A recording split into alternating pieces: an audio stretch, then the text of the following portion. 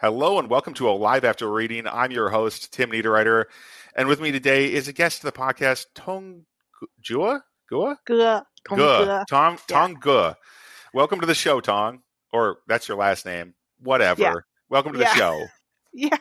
Thank you for having me. It's good to have you, and I knew I was going to fumble that, but hey, it's just part of who I am. Can't do that much with my stupid mouth here. So anyway, Chinese is very hard. It's so tough. Different from for English. English is pretty tough too. I've heard for a lot of people to learn, but there's just a huge gap between English and Chinese and how they're created, those languages. True. Yeah, exactly. Probably goes both ways is what I'm trying to say. It goes both ways for sure. Yeah. So tell me a little bit about yourself and and the listeners, of course, about the sort of stuff you write. I was born and raised in China, came to Canada in the late 80s to pursue my master's degree. So I was an international student. My degree has nothing to do with creative writing. Actually, I have a Master of Science degree.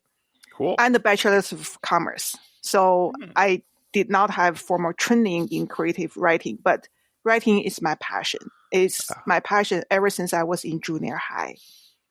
And I think I'm influenced by my father because he was good at Chinese literature and classic poetry.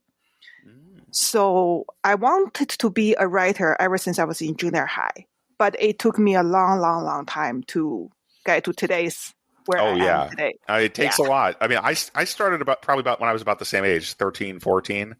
That's wow. when I wrote my first novel back then. You're kidding. I jumped right on the novel train. That's just what I wanted to do. I couldn't do that. I remember I tried. I have a beginning. And then I didn't know how to continue because I think I didn't have the life experience. Well, so, I mean, not like I did either. I just had, I guess, the confidence that's unearned at that time, Yeah. And I did finish it, but it's not very good. And same with the ones that followed, right? But that's the important part. And the thing is, back then I was like, well, the important part is I get it done. That's all I wanted to do. Exactly. And I was able to do that. Lucky me. That was amazing. I mean, you hardly find a 13 years old to write a novel. It usually don't happen. Yeah, I mean, people do it. I've interviewed people on here who've done it, but 300 episodes, it's not that many.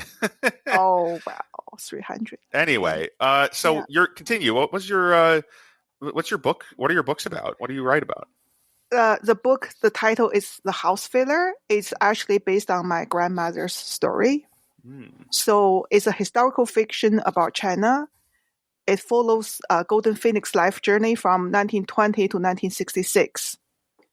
She, as a widow with bound feet and illiterate, she went through wars and political turmoils and suffered a lot after her husband's untimely death. She, for example, she couldn't raise her 5 children on her own. She didn't have any means of income.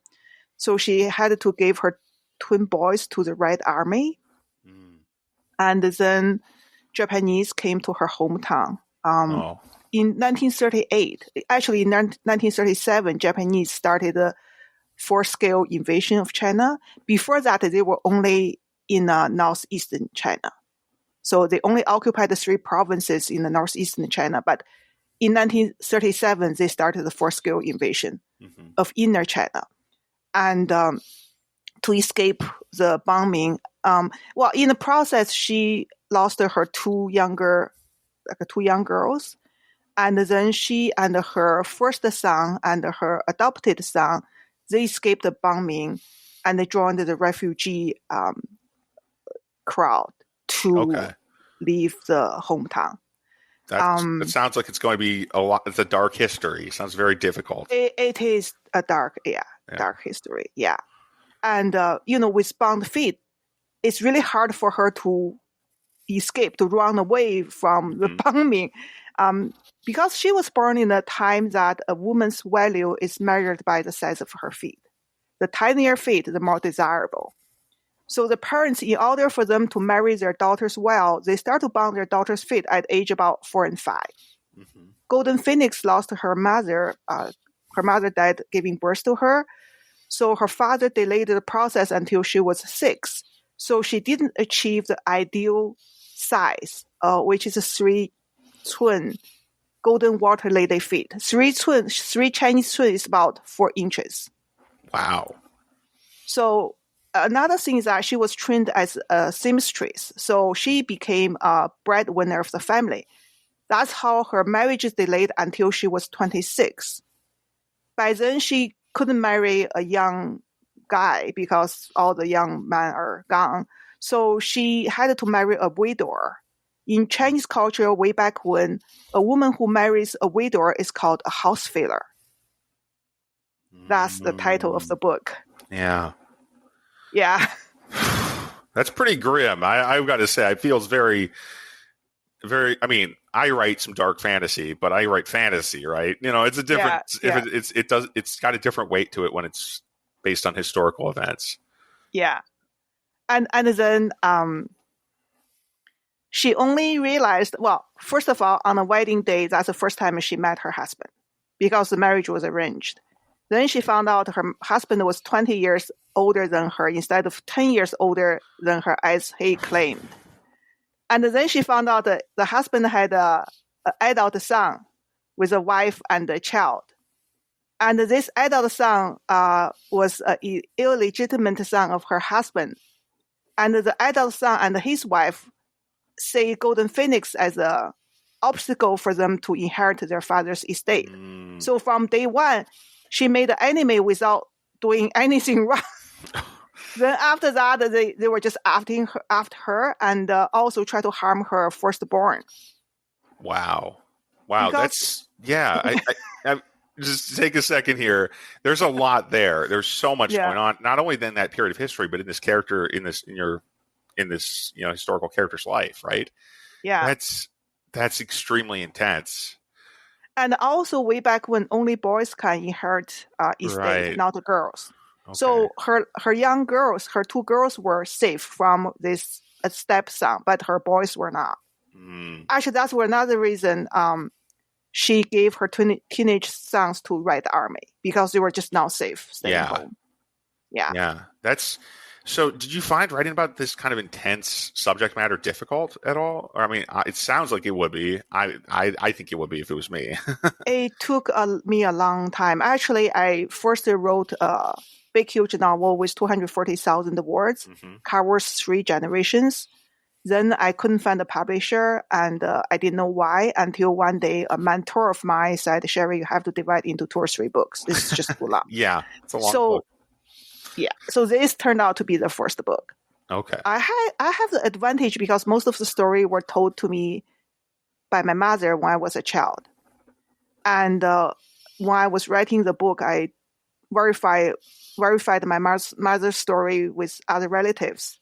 And also I did a lot of research as well. Yeah, I mean, it kind of reminds me of my one of my grandfathers was really into genealogy, and so he had studied a bunch about our family throughout the past generations. But I guess it just hits differently when I think about specifically the woman's side of it. Honestly, because it's a lot in a lot of cultures, especially the German American cultures, right? I'm familiar with. We pass down the name only through the man's side. Is that true in Chinese culture as well? Yeah, last name is only on the man's side. Yeah, surname. Yeah, and also So it gets trickier to figure out the women when you look at genealogy. Sometimes it's like who is this person in the history? Sometimes. Yeah. As I said, I'm fortunate because my mother was a storyteller. Because she's more familiar with her family side of the story. So I've been hearing her side of family story for a long time. Yeah. So there's details there, but I also have to do the research. Of course. Because there's a lot of the period of history too. There's so much happening, right? Because There's a second Sino-Japanese War. Yep. That is the war I was talking about. Yeah. After the Japanese surrendered, there was a civil war between the nationalists and the communists. Exactly. So in 1949, the communists took power. And Golden Phoenix's two communist sons, one was wrongly accused as a traitor and was sentenced to death. Well, she and her family had to find a way to save the son's life. Okay. Meanwhile, one of her son-in-laws were executed as a counter-revolutionary in the campaign. There's a campaign called the Surprise Counter-Revolutionary Campaign from 1950 to 1951. And during the campaign, an estimated 700,000 to 2 million people were executed. And one of her son-in-laws was one of them. That's so many people. It boggles the mind to think about that number. Yeah. Just for political, geez. You know why? Because Chairman Mao said, 5% of the population are probably counter-revolutionaries. Mm-hmm. So the lower level government officials, they try to find 5% of counter-revolutionaries. So it become a quota game. I have to fill the quota of 5%.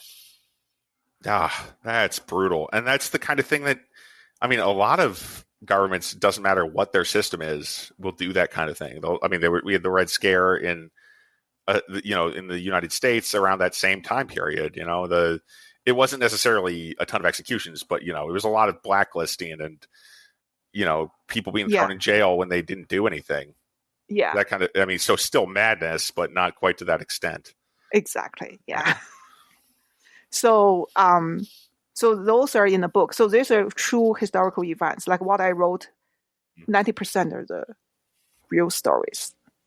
10% is fictional, but that is more to the details. And also you need to do some characters consolidation and consolidation. So in the details and in this regards, there's some fictionalized parts, but 90% of the story is a true story. All right. That's incredible and also powerful. It hits me just thinking about it. Any of that period, I did study that period briefly in college. I took a class on, East Asian history, and that covered the revolutions in China and so on. Wow. And other nations like Japan. But there's so much that it's hard to, obviously I only took that class for a semester, so it's kind of hard to cram all that into 3 months. Yeah. Multiple histories, modern East Asia. Okay, there's a lot of modern East Asia to cover, so I didn't get a lot of detail. Yeah. Well, from my readers' feedback, they are not familiar with that history, right? In Southeast Asia, during that time, most people are not familiar with it. They know World War II, they know what happened in Europe, but they don't know much about what happened in Asia. Yeah. I remember, it goes to show where I'm coming from, to some extent, with the science fiction and fantasy side, but there's this author, Neil Stephenson, who wrote books. He wrote a lot of cyberpunk books, or some very famous ones, like Snow Crash and The Diamond Age. But he also has this book called The Cryptonomicon, which is kind of this historical novel as well. It's a thriller, though. And the very prologue of that book is about some United States Marines leaving China at the start of World War II, which the start of near the time when America became involved in that conflict. Okay. And they're transporting code equipment, so that secret messages and stuff. Yeah. But it's and then that book is so deep. It gets deep real fast. Like most Stevenson books, and I have trouble remembering much of what happens for most of the story. I was really good. I have to write down the title of the book so I can check it out. Sure. Yeah, you should. It's like 1,000 pages long, so you may not. Oh my God. Yeah, it's a huge book, and it's very very hard to get through because his writing style is so dense. Okay. It's crypto, as in cryptocurrency. Yeah. And then Nomicon, Nomicon. Oh, okay. By Stephen. No, Neil Stephenson. Neil Stephen. Okay. Neil Stephenson. Great. Sorry. He's pretty well known in the science fiction communities and fantasy and stuff, but okay. Yeah. And he's a really good writer. He's just extremely verbose sometimes. Right. I'm going to check that book out. Yeah. It's a good one. I mean, like his writing style is very entertaining, so I really enjoyed him. So, but do you write primarily in English, or do you write your books bilingually, or what? How's your approach? Well, when I was in college, I wrote lots of poems, but of course that was in Chinese. After I came to Canada, I started to have the idea of write this family history into books in 2004. I first started in Chinese and in the form of letters, like a sister writing letters to another sister from Canada to China. But after about 16 or 17 letters, I couldn't continue. First of all, I suffered repetitive injuries, string injuries on my both arms. So I was on disability leave. I couldn't type. Second, I realized that I didn't know how to write fiction. If I need to get any help, how am I going to get help if everything is in Chinese? Yeah. Critique group, editor, and publisher. How am I going to go through that? Mm-hmm. So then I stopped. I had to stop until 2006. I started to take creative writing courses and started to learn how to write in English. Okay. Yeah, that's really interesting. I haven't thought about it a lot about what it must be like to have English as your second language or as an additional language. And I didn't want to jump to a conclusion there, but you add English, but also you're living in the country where everyone else speaks English, basically. Yeah. And that's got to be challenging to then change over how you're thinking to writing in this new language. I only speak English. I'm not able to learn other languages very well. It is extremely difficult for a Chinese-speaking person to write in English.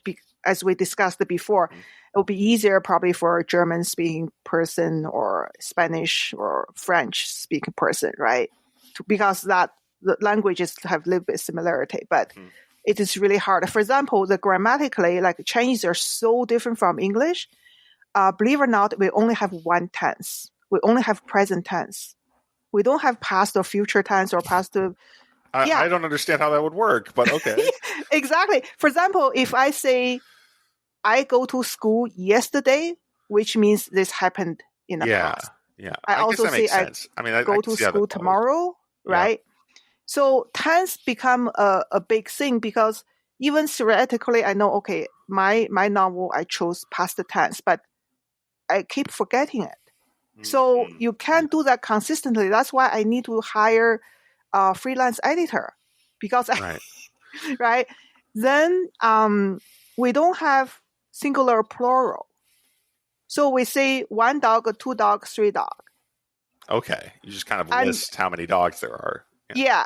And we don't have our verbs doesn't change, do not change with the subject.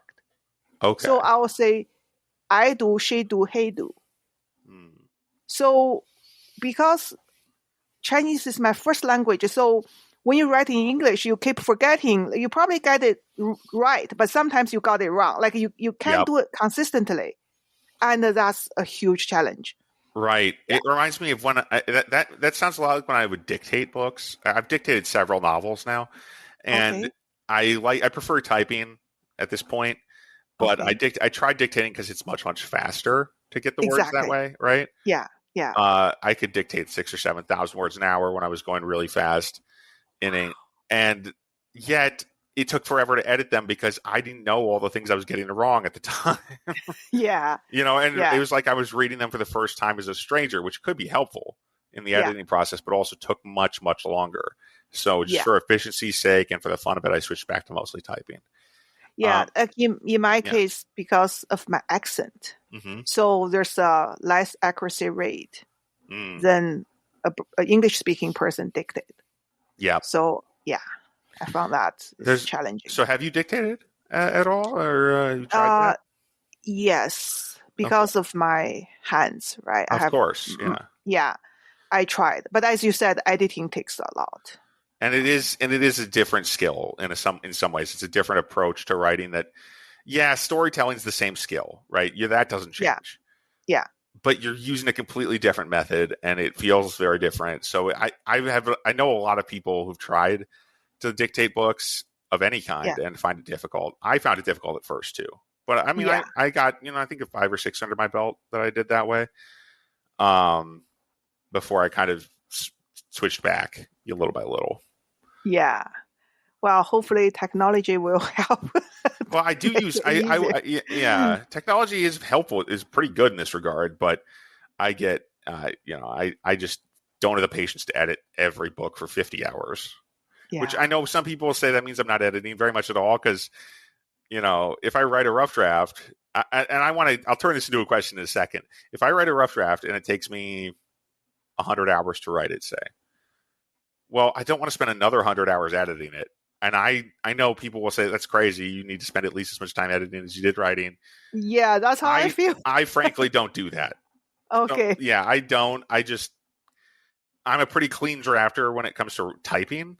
Okay. Though when I dictate, I would get the same book done in 20 hours. The book that is 100,000 words long would only take 20 hours to dictate. But then I would have to spend 50 or 60 hours editing it at least. Yeah. Well, that's still fast. It's still quite fast, but it's actually slower than if I type. Yeah. Or it's about the same speed as me typing because the draft is so much messier that the editing takes so much longer. I see. But even so, all things considered, it's still pretty useful. I mean, it's useful to have that option.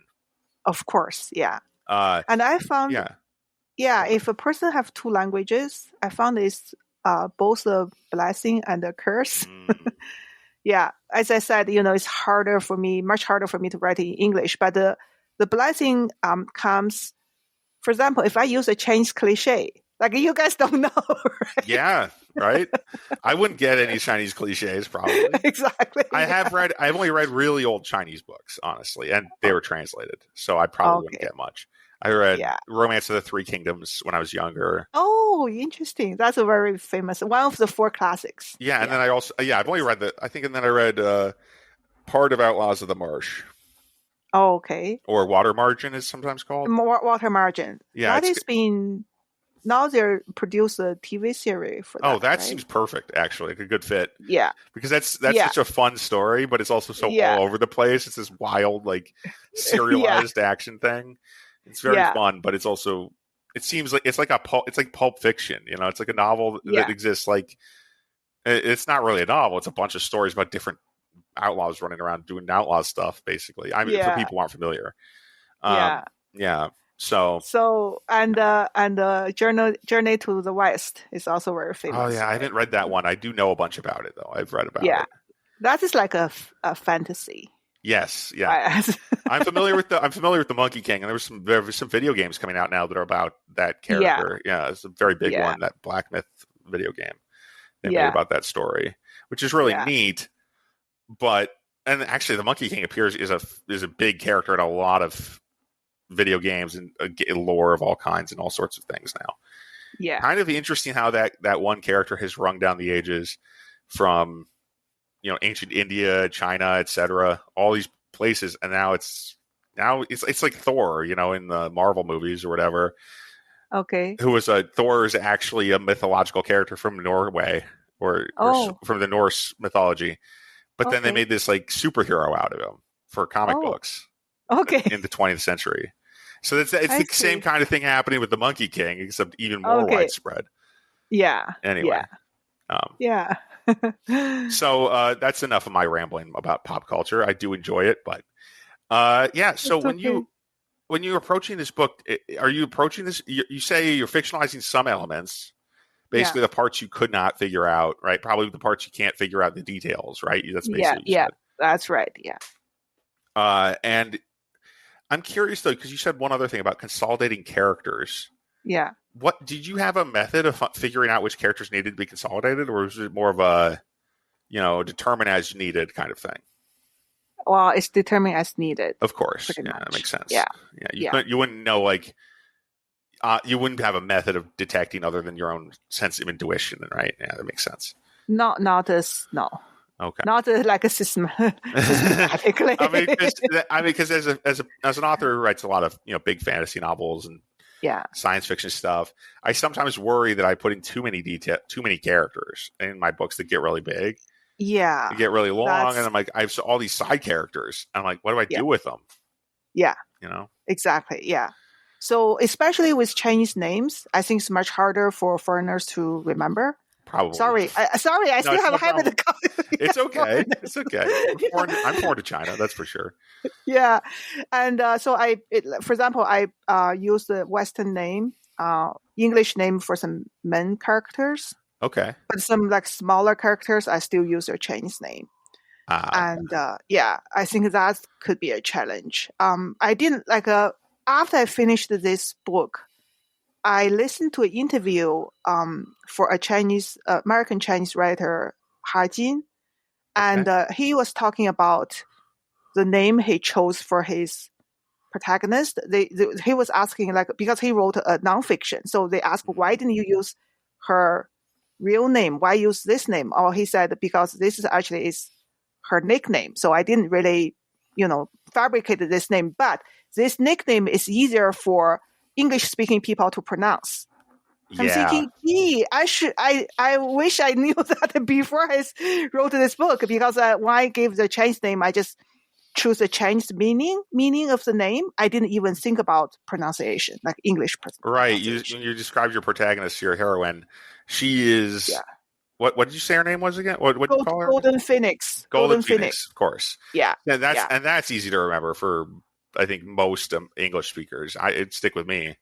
Yeah. If I was reading that. So yeah, that's a really smart decision, I think. Yeah. Yeah. So now I know. Yeah. So I guess I'm curious. So the book is out, right? It was out last October. Been out for about a year. Yeah. I'm just curious. Do you know much about who's reading it? I guess I'm just curious about the reception across different communities and stuff. What kind of audience are you getting on that book? I'm just curious. I think middle-aged people, and seems women are more.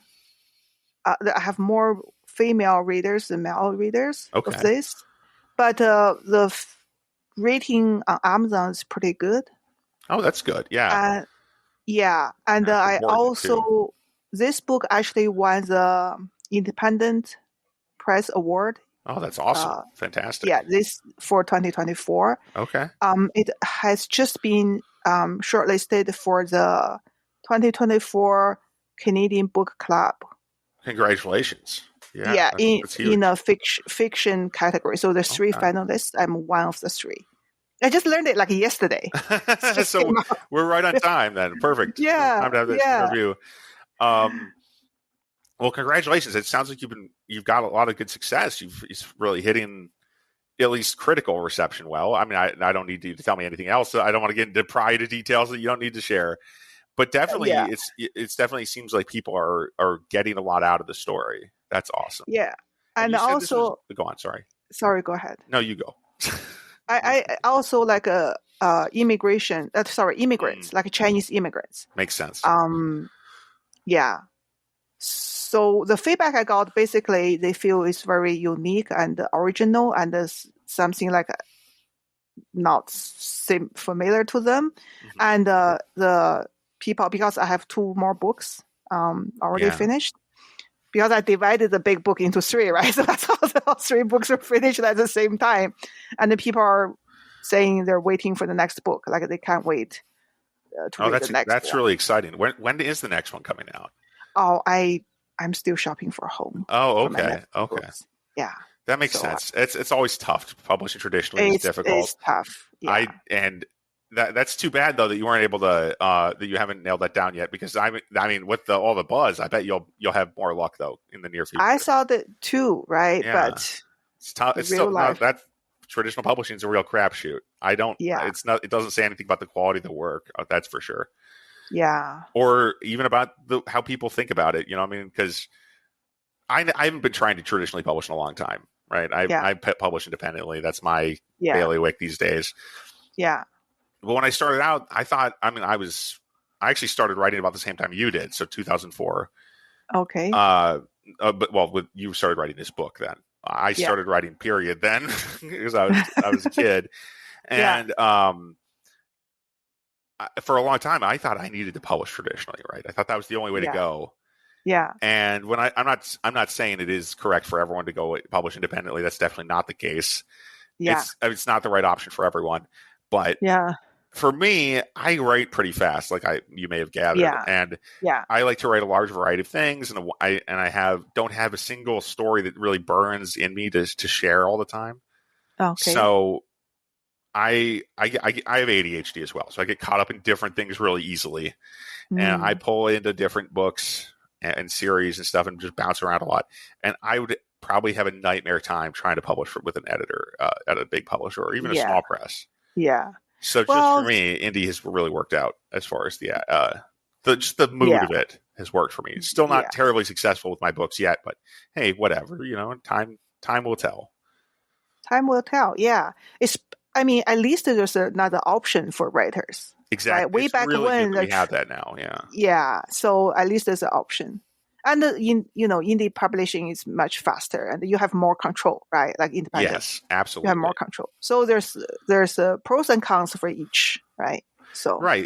As we speak, you got your book shortlisting notification yesterday. For example, because I'm an independent author, I published a short little thing yesterday. I just could do it. I just hit it. I'd written it over the course of a few days, and then I did some checks. I finished it up, polished it, released it that day. It only took. Oh, wow! Yeah, it wasn't a piece of fiction though. It was a game. Yeah. It was a game book. So it's pretty minimal. It's only 15 pages long. But the same thing, I do the same sort of thing with short stories. Yeah. And stuff as well, because I don't. Yeah. I probably should try to sell the short stories to a magazine or something at some point, or a podcast. But I just never remember to, and I better put this out now. When I write it, I just don't have that patience, I don't know if readers will have the patience for a novel in the future, because it seems now people's attention span getting shorter and shorter, right? So who knows? Maybe in the future, short stories is the same. Maybe, but I also write some long books, right? And I have to write pretty long books right now. Like I'm writing a book that's going to be almost as long as your 3 books, when it was not split up. Because there's a genre, high fantasy, epic fantasy, where that's what's expected. People want big books in that genre. That's right. Yeah. And that's what I learned. Yeah. Yeah. The categories really are important that way. Yeah. And I haven't found that much success with short books, to be honest, because I predominantly write fantasy. Yeah. And that is mostly a long book genre. Interesting. But the Harry Potter is not long. The first book that's a different category though, because it's young adult. I thought it's the fantasy. The first book's middle grade fantasy. Oh, okay. And then it transitions to being young adult fantasy over the next couple of books. And that is why it's a very unique series for that reason. Most series don't do that.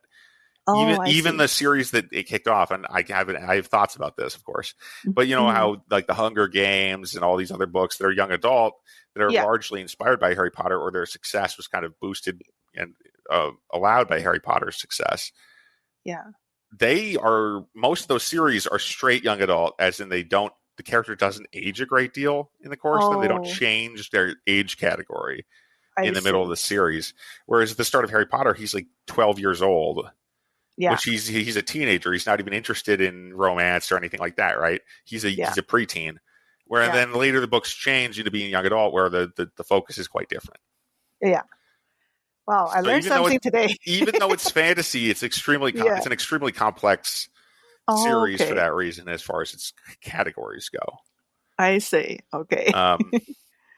Though, and obviously none of those categories matter anymore because of the huge movie success and everything going on with that franchise now. It's a franchise more than even a series. Yeah.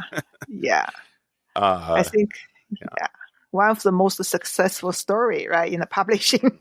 Yeah. It's been, and then also, I'm not sure if you know this, and I think I probably mentioned it on the podcast before, but as I understand it, one of the reasons the author of that series is a billionaire now is partially because she hit the right moment where her books were coming out right on the cusp of the digital book revolution. Okay. So she was able to retain all the digital rights to her books. Yeah. Yeah. So the publishing deal on those is extremely high. Like she gets a huge amount of royalties for each book. Yeah. Probably at least as much as I would get percentage wise, and I get 70% of the books when somebody buys an ebook on Amazon. That's pretty high. I bet she makes 90%. I just guess something like that. Okay. And those books sell, so she makes like $9 when someone buys a $10 ebook of a Harry Potter book. Oh, that's a lot. So that adds up fast, I bet. Especially when you're you are such a successful, widespread series. Yeah. Anyway, I think everything you need to have talent, hardworking, but also timing and luck. Everything, there's a ton of luck involved. Yeah. Yeah, that's right. Yeah. Yeah. Actually, a few years ago, I read that we're talking about probably 5 or 10 years ago. I read it somewhere. J.K. Rowling's net worth was already more than Queen, British English Queen at the time. Oh, wow. Yeah. Yeah. Yeah, that's crazy. I mean, some people will say, there's the conspiracy theories to the Queen, is said to own all the land in England and therefore basically the wealth is insurmountable. But that's not, I don't think that's really true. I doubt it too. Yeah. No. I mean, the royal family, that's a totally different gig, obviously, than being a relatively self-made billionaire, which is wild. There aren't a lot of those out there. It's wild, yeah. But meanwhile, so many authors are struggling. I know some very talented authors, really good book, didn't go anywhere. Exactly. So, yeah. And there's also all those allegations about, stealing the books and all that sort of thing, stealing the concept from other people. Now, you can't copyright a concept, at least not here in the United States. No, you cannot. I don't think you can do it anywhere. It's just basically impossible. Yeah. And that's why I tend to not focus on that when I think about Rowling and Harry Potter. Yeah. But there's a lot of issues I have with that series. I actually wrote a book, a little short piece of nonfiction, actually. Yeah. Called "It's Not Okay When We Do It," and that's basically about Harry Potter. Oh, interesting. I grew up with Harry Potter, and I'm not a huge fan anymore. Oh, okay. But I did enjoy the books when I was younger. Anyway, enough said about that. I don't. If people want to know my opinion on Harry Potter, they can go pick up that little ebook. Okay, what is the title? It's called "It's Not Okay When We Do It." Yeah, it's not okay when we do. Okay, good. And it's just a short essay, basically. Okay. A little bit of a tie-in with some of my time traveling, not time travel, but my time spent traveling in other countries too. Because there was a little bit there. Okay. It's another little project I released this year that I was pretty happy with it, but it was inspired by a bigger idea that I don't think I'm actually going to write ever, called Harry Potter and the End of History. Okay. But are they available on Amazon? Yeah. All my books are available on Amazon. Okay. But Harry Potter and the End of History was a concept I came up with. It was like it was a bigger book about Harry Potter and the concept of the 90s Western culture specifically. Okay. So, because anyway, that's a whole other can of worms. We're not here to talk about me. Okay. Yeah. But I am curious though, because I don't want to guess your age, but I think you're a little older than I am. And I'm older. Yeah, I would say much older probably. I born in like early 60s, 1960s. Okay, well, I couldn't tell. But anyway, and neither will our audience, frankly, because they can't even guess because they can't see either of us. That's right, yeah. But so you're about my parents' generation, I think. So that to put things in perspective. I mean, oh my God, I'm that old. No. My parents aren't that old. They're pretty young boomers. Okay. And so far, your technical skills are at least as good as theirs. And they were both physics professors when they were before they retired. Wow. So, yeah, I remember you mentioned it in another episode. Yeah. Yeah, my dad. Yeah, and anyway, so they were both pretty skilled at computers and stuff. My dad more so than my mom, but whatever. Yeah. I guess my point is that I didn't want to guess your age, but now we've basically figured it out. Anyway, so I've got a ballpark here. And I just want to say, it's got to be different looking at how publishing changed over all these years, right? Because you've been interested in writing and publishing for a long time. Yeah. A lot longer than me, for sure, just by nature of time, right? And maybe. Yeah. But I guess what I'm trying to ask here is, what have you seen that's the biggest changes in the environment since you've been? I mean, you have just a totally different perspective than I do, right? In the publishing environment. Yeah. Well, as we discussed, I think the self-publishing there's more options.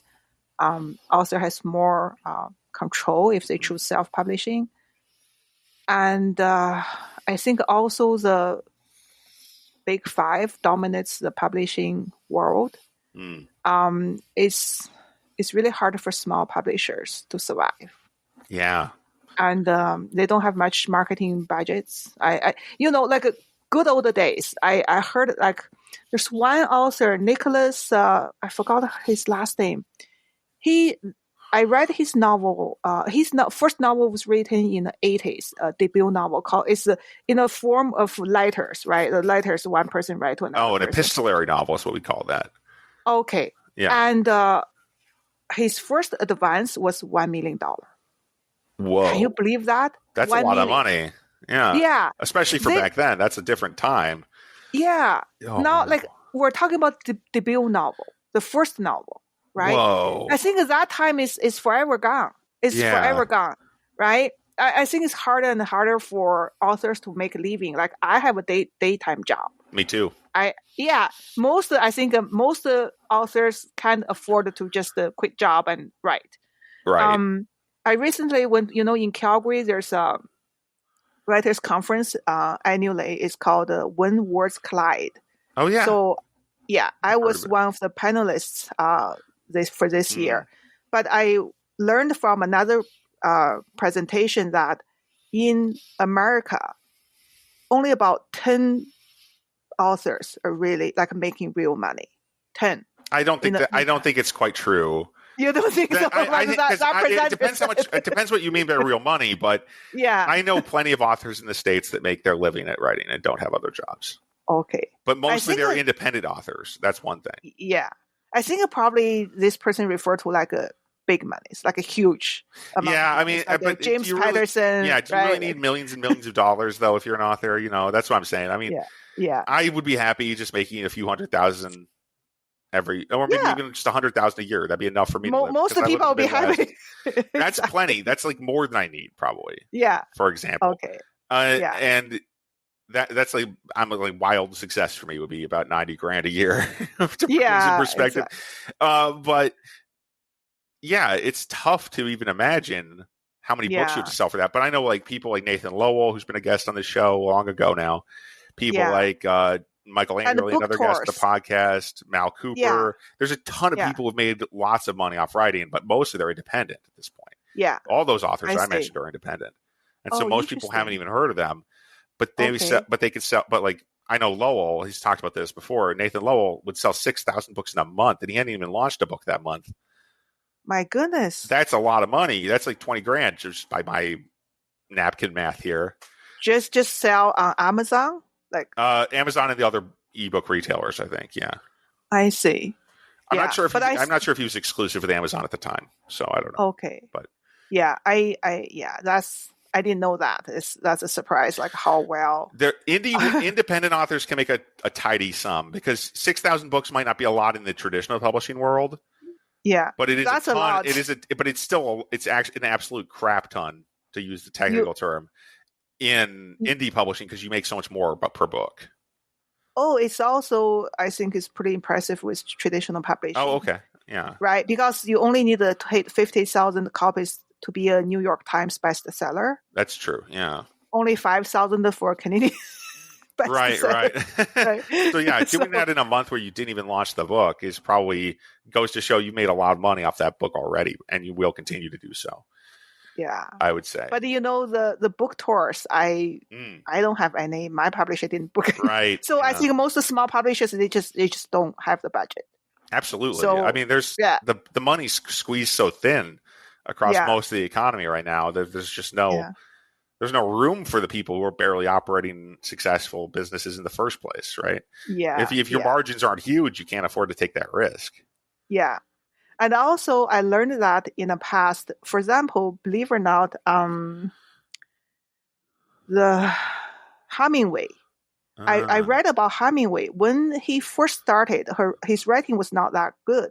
Right. So the publisher took him under their wing to help him to learn. Like they did that for him for probably 2 years or something. Then he became better and better. Wow. Like imagine nowadays, like would that ever happen? You don't even get a rejection letter. See, right? I've never even heard that about Hemingway. I think they don't want people spreading that around, you know?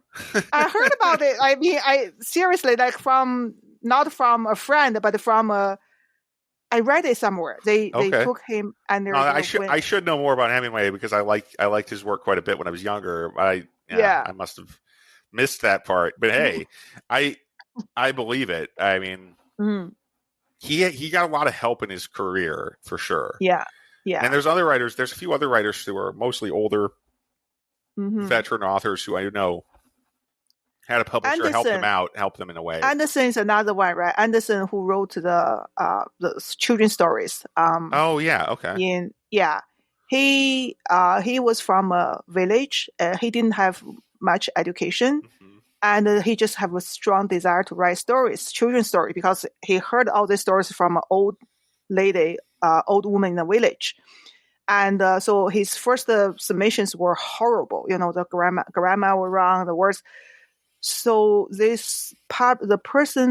wealthy person from the publisher house decided to sponsor him to go through college.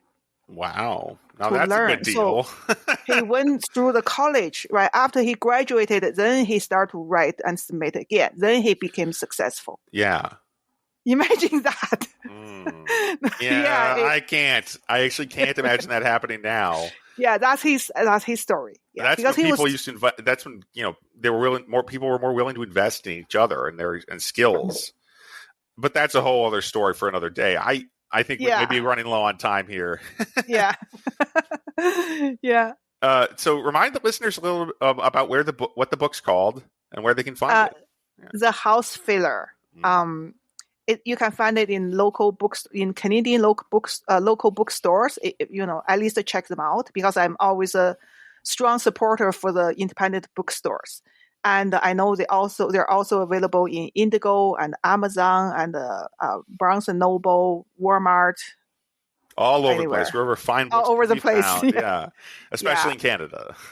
Yeah, especially in Canada. Yeah, in the States right now, like Amazon.com, there's only ebook because the supply chain broken. Yeah, well, that's just another disaster, that's going on continuously, it seems like, for a while now. Yeah. But they're available in lots of awesome places. Thank you so much for joining me on the show. That was awesome. That was great. Thank you, Tim. Really appreciate it. Yeah. All right. Thanks for listening, everybody. As for this podcast, you can find us at timneederwriter.com. That's my name, but it's spelled the way you say it. So Tim, Need, a writer, WRITER, writer.com. So you can find all my books there. And there's a new page. There's a new article, a new tab up for the game I just released in September. So check that out if you're into role-playing games at all. Thanks for listening, everybody. And I will talk to you again next week.